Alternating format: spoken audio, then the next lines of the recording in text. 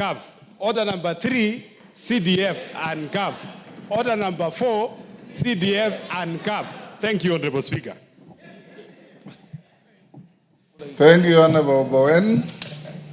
You are preaching to the converted. Last week, Honorable members, the CS Treasury was to appear in this house on my summons to speak to the House about CDF. The Chair of Budget knows, the majority and minority leaders know. We've just come from House Business Committee.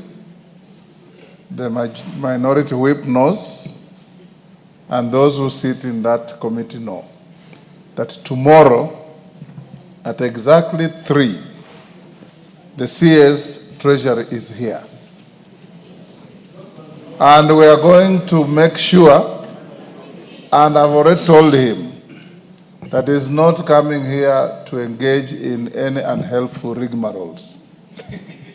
He's coming here first to tell us that a portion of the money has been wired and how he's going to wire the rest of the money for you to get your CDF as we go to the recess for the next 1 month. So it's entirely up to the House.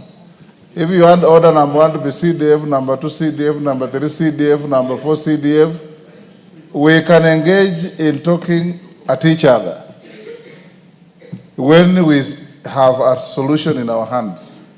And the House Business Committee was very firm, and Millie can confirm that CDF is at the centrality of the management of constituencies, and that CDF is here to stay, and nobody will wish it away, and that will ensure at all times that the Treasury puts CDF on the priority list of the exchequer releases. We very well know, honorable members, the stress that we have been having in our economy, but we also know that with proper planning and engagement, CDF and GAF will continue flowing for you to manage your affairs in the constituencies. So I encourage us not to disrupt the business of the House, because it will be a zero-sum game. Even if we don't sit today, I assure you the minister will be here tomorrow. Even if we sit today, he'll still be here tomorrow. And he'll do what we have told him to do. So let's be better focused, and let's not be what the Brits say, you are penny wise and pound foolish.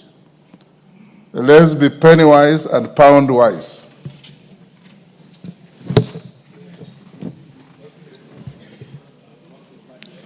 So can we proceed with business? Go on and call the first order. Order number 1, administration of oath.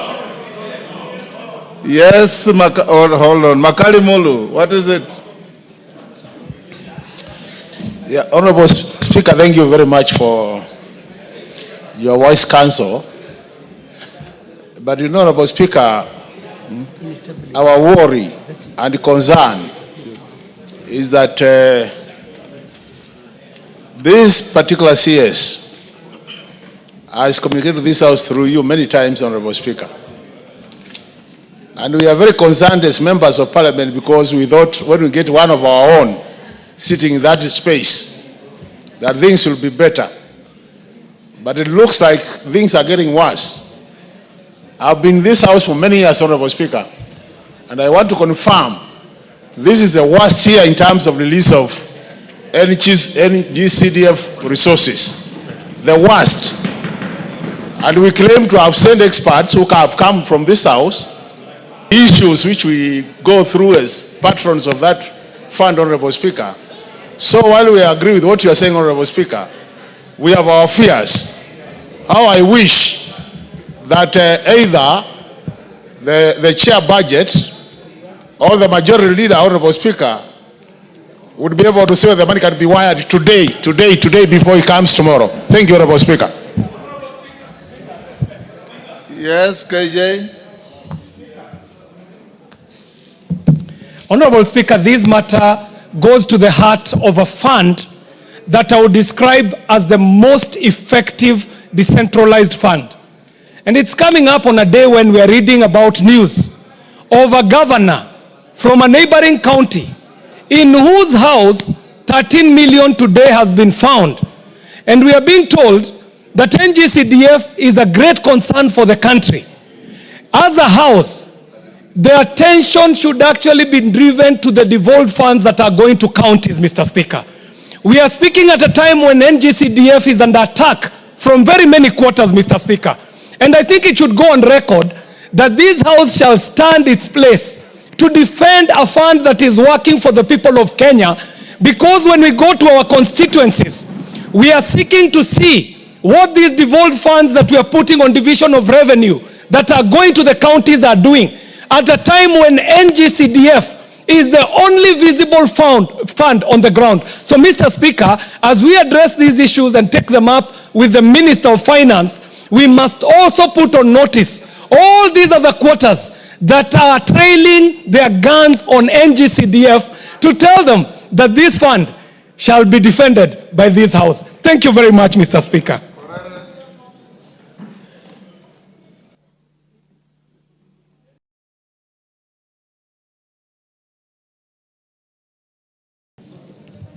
Thank you, Speaker.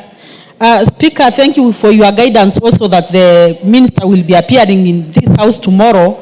But again, Mr. Speaker, we are so passionately speaking about CDF because it is a very classical and typical example of what real devolution is. If you come to our county, Speaker, it's very easy to see with your naked eyes what CDF has done, but not what other funds are doing. And Mr. Speaker, I want the CS to hear this. Now that you've promised he's coming here tomorrow, he'd rather come here after he's disbursed monies to our accounts and come here with whatever evidence to show that that money has gone there. Failure to which, Mr. Speaker, will hold him hostage here until that is done. Honorable members. Order, honorable members. Member for Bumula, the minister is coming tomorrow. I'm not giving you a chance to speak. It is your point of order that caused the speaker to invite the minister. And being a diligent young parliamentarian, the right thing to do is to hold your horses. The minister will be here, and you will be the first to ask any question after he finishes his statement, because you are the one who has caused him to come. So we don't have to be pre-debating what we will debate tomorrow. I want to encourage you members that every time CDF has been threatened, yours truly has been on the front line to defend it. And I have been doing so without any fear or favor or prejudice. When there has been delay, I have personally called the treasury to ensure the disbursement of the money. I will continue doing so. When CDF was under attack by activists who went to court, yours truly here has hired the best lawyers for you. And the caucus of lawyers here led by Otienda Mola and Chepkonga.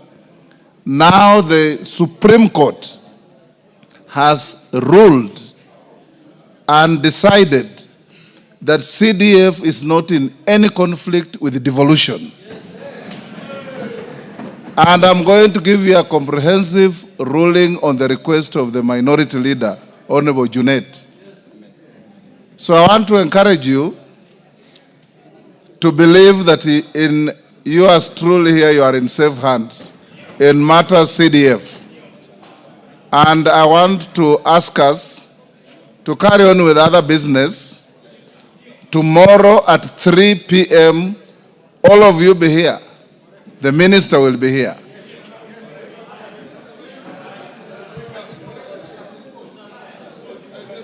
Yes, Farah. Speaker.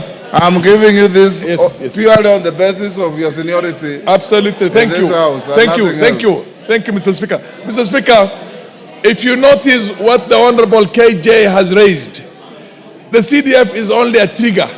We have a serious problem with the devolved funds in the counties in this country. And there is billions and billions, hundreds of billions of Kenya shillings that's going to waste in those places. Mr. Speaker, I am educating 100 students to do medicine in institutions all over the country. My governor cannot give me even 10 students. And he has all the funds there. And the money is getting wasted everywhere. An equalization fund, they have come for equalization, they have come for CARA, they're coming for everything, Mr. Speaker. We must save this country from the so-called counties right now in this country. Please, this is the debate the members of parliament are really keen to what you call ventilate on. The other ones, we are fully in agreement and we support you. You have done more than all of us put together. Thank you. DK. Thank you, Honorable Speaker. We know very well this National Assembly is under attack from all quarters. Yes. First, we have problems with CDF, and we have also problems with RMLF. Yes. As we discuss now about CDF, KERA has only released around 17 million out of 62 million, yes. And we have letters flying left, right, and center on what happens to the rest. So I think, basically, we have so many issues that we cannot continue burying our heads in the sand and thinking that things are right.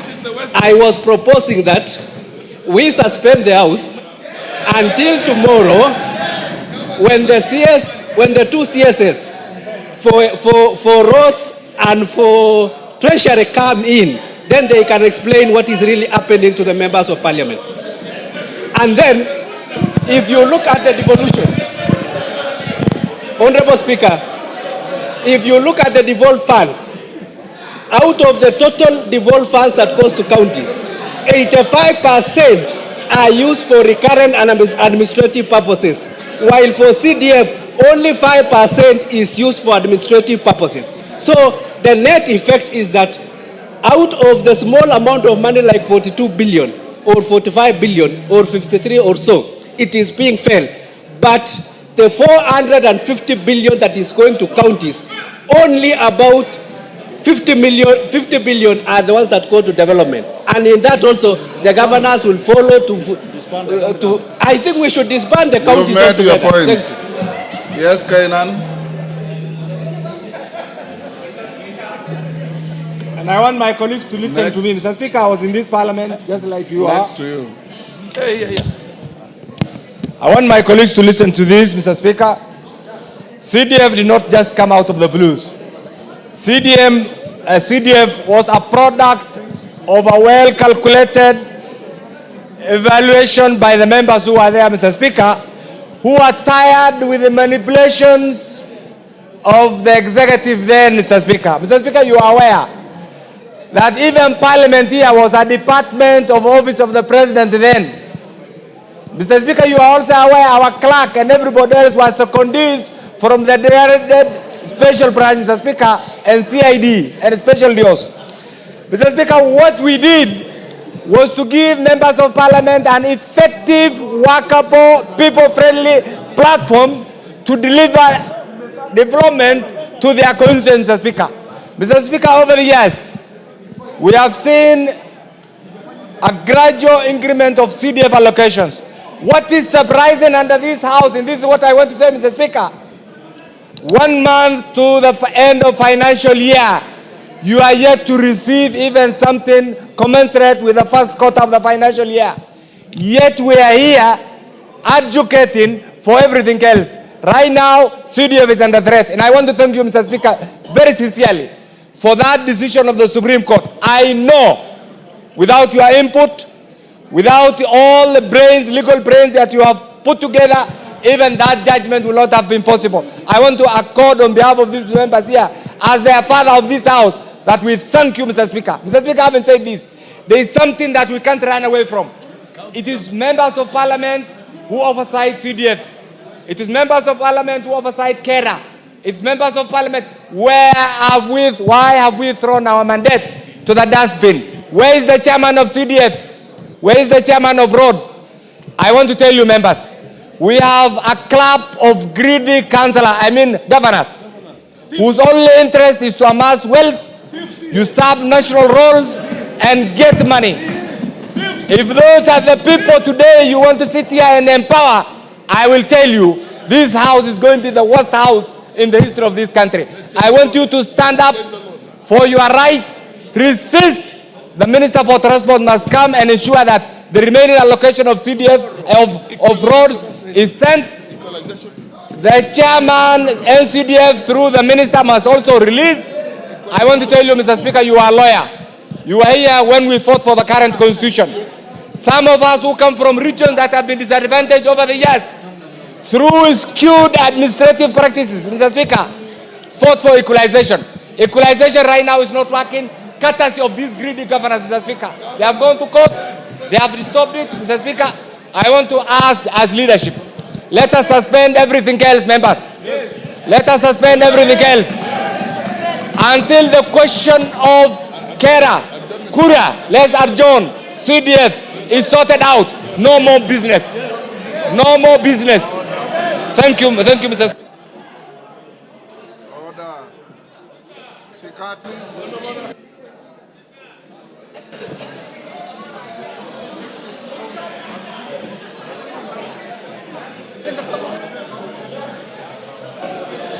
Thank you. Thank you, Mr. Speaker. Mr. Speaker. Order. Mr. Speaker, from what my colleagues DK and Kainan have presented, and given the mood of the House, I kindly request you, Mr. Speaker, to direct the suspension of the proceedings until tomorrow, Speaker. Order. Thank you, thank you. Yes, yes. Order. Order, honorable members. Order. Honorable members, order. Take your seats.